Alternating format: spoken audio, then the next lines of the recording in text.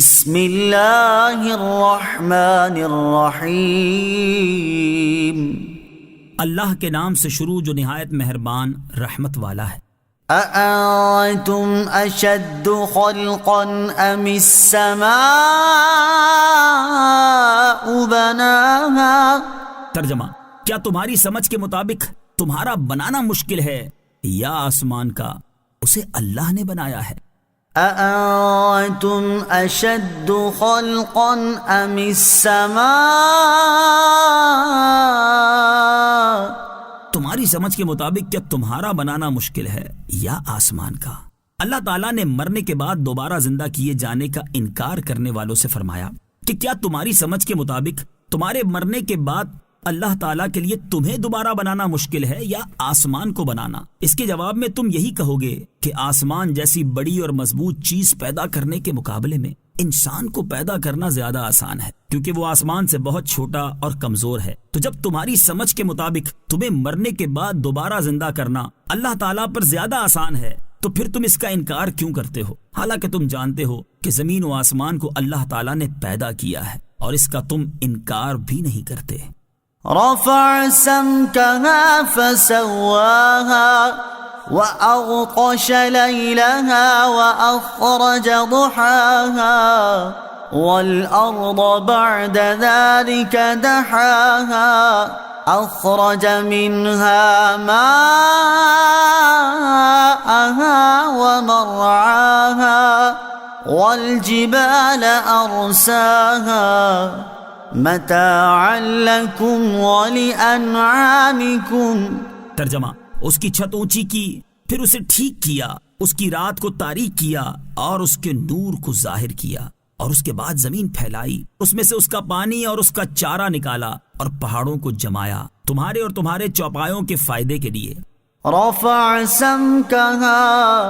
اس کی چھت اونچی کی۔ تفسیر صراط الجنان میں ہے۔ اس آیت اور اس کے بعد والی 5 آیات میں آسمان اور زمین کی تخلیق کی کیفیت بیان کرتے ہوئے ارشاد فرمایا کہ اللہ تعالیٰ نے آسمان کو بنایا اور کسی ستون کے بغیر اس کی چھت اونچی کی، پھر اسے ایسا ٹھیک کیا کہ اس میں کہیں کوئی خلل نہیں، اور اس کی رات کو تاریک کیا اور سورج کے نور کو ظاہر فرما کر اس کی روشنی چمکائی، اور اس کے بعد زمین پھیلائی جو پیدا تو آسمان سے پہلے فرمائی گئی تھی مگر پھیلائی نہ گئی تھی، اور اس میں سے چشمے جاری فرما کر اس کا پانی اور اس کا چارہ نکالا جسے جاندار کھاتے ہیں، اور پہاڑوں کو روئے زمین پر جمایا تاکہ اس کو سکون ہو، اور جو کچھ زمین سے نکالا ہے وہ تمہارے اور تمہارے چوپایوں کے فائدے کے لیے۔ فَإِذَا جَاءَتِ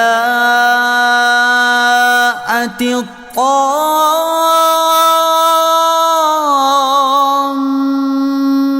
الْكُبْرَى يَوْمَ يَتَذَكَّرُ الْإِنسَانُ مَا سَعَى وَبُرِّزَتِ الْجَحِيمُ لِمَنْ يَرَى فَأَمَّا مَنْ طَغَى وَآثَرَ الْحَيَاةَ الدُّنْيَا فَإِنَّ الْجَحِيمَ هِيَ الْمَأْوَى وَأَمَّا مَنْ خَافَ مَقَامَ رَبِّهِ وَنَهَى النَّفْسَ عَنِ الْهَوَى فَإِنَّ الْجَنَّةَ هِيَ الْمَأْوَى۔ ترجمہ: پھر جب وہ عام سب سے بڑی مصیبت آئے گی، اس دن آدمی یاد کرے گا جو اس نے کوشش کی تھی، اور جہنم ہر دیکھنے والے کے لیے ظاہر کر دی جائے گی۔ تو وہ جس نے سرکشی کی اور دنیا کی زندگی کو ترجیح دی تو بے شک جہنم ہی اس کا ٹھکانہ ہے، اور وہ جو اپنے رب کے حضور کھڑے ہونے سے ڈرا اور نفس کو خواہش سے روکا تو بے شک جنت ہی ٹھکانہ ہے۔ فَإِذَا جَاءَتِ الطَّامَّةُ الْكُبْرَى، پھر جب وہ عام سب سے بڑی مصیبت آئے گی۔ تفسیر صراط الجنان میں ہے۔ یہاں سے مخلوق کا اخروی حال بیان کیا جا رہا ہے۔ چنانچہ اس آیت اور اس کے بعد والی 7 آیات کا خلاصہ یہ ہے کہ جب دوسری بار سور میں پھونک ماری جائے گی اور اس وقت مردے زندہ کر دیے جائیں گے، تو اس دن آدمی کو اپنے اعمال نامے دیکھ کر وہ تمام اچھے برے اعمال یاد آ جائیں گے جو اس نے دنیا میں کیے تھے، اور اس دن جہنم ظاہر کر دی جائے گی اور تمام مخلوق اسے دیکھے گی۔ تو وہ شخص جس نے سرکشی کی، نافرمانی میں حد سے گزرا اور کفر اختیار کیا اور دنیا کی زندگی کو آخرت کی زندگی پر ترجیح دی اور اپنی نفسانی خواہشات کا تابع ہوا تو بے شک جہنم ہی اس شخص کا ٹھکانہ ہے جس سے اسے نکالا نہیں جائے گا۔ اور وہ جو اپنے رب عز و جل کے حضور کھڑے ہونے سے ڈرا اور اس نے جانا کہ اسے قیامت کے دن اپنے رب عز و جل کے حضور حساب کے لیے حاضر ہونا ہے، اور اس نے اپنے نفس کو حرام چیزوں کی خواہش سے روکا، تو بے شک ثواب کا گھر جنت ہی اس شخص کا ٹھکانہ ہے۔ يسألونك عن الساعة أيان مرساها فيم أنت من ذكراها إلى ربك منتهاها إنما أنت منذر من يخشاها كأنهم يوم يرونها لم يلبثوا إلا عشية أو ضحاها۔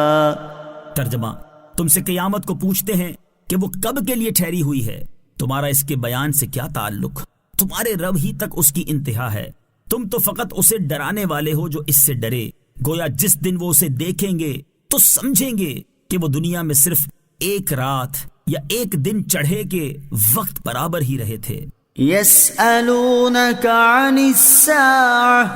تم سے قیامت کو پوچھتے ہیں۔ تفسیر صراط الجنان میں ہے، اس آیت اور اس کے بعد والی 4 آیات کا خلاصہ یہ ہے کہ مشرکین قیامت اور اس کی ہولناکیوں کے بارے میں آنے والی خبریں سنتے تھے تو انہوں نے مذاق کے طور پر اللہ تعالیٰ کے حبیب صلی اللہ تعالیٰ علیہ وسلم سے کہا کہ قیامت کب قائم ہوگی؟ اللہ تعالیٰ نے ان کفار کے سوال کا جواب دیتے ہوئے فرمایا کہ اے پیارے حبیب صلی اللہ تعالیٰ علیہ وآلہ وسلم، مکہ کے کافر آپ سے قیامت کے بارے میں پوچھتے ہیں کہ وہ کب ظاہر ہوگی اور کس وقت قائم ہوگی۔ آپ کی یہ ذمہ داری نہیں کہ آپ انہیں بتائیں کہ قیامت کب اور کس وقت واقع ہوگی۔ قیامت ایسی چیز ہے کہ اس کے واقع ہونے کے علم کی انتہا آپ کے رب عز و جل تک ہے، اور اس کے علاوہ کوئی نہیں جانتا کہ قیامت کب واقع ہوگی۔ آپ کو اس لیے بھیجا گیا ہے کہ آپ ان لوگوں کو قیامت کی ہولناکیوں اور سختیوں سے ڈرائیں جو ڈرانے سے فائدہ حاصل کرتے ہیں، اور آپ کا ڈرانا اس بات پر موقوف نہیں کہ آپ کو قیامت واقع ہونے کا علم بھی ہو، کیونکہ اس کے علم کے بغیر بھی آپ کی ذمہ داری پوری ہو سکتی ہے۔ کافر جس قیامت کا انکار کر رہے ہیں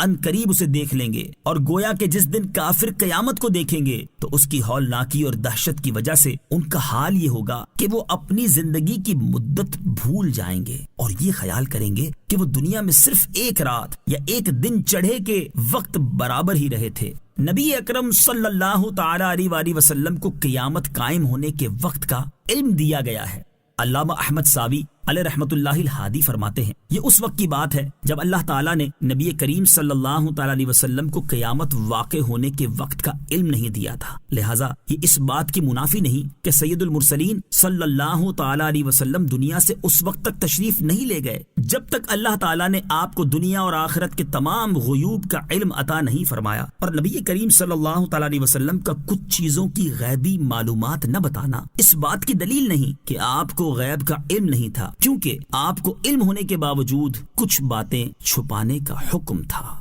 صدق اللہ العظیم۔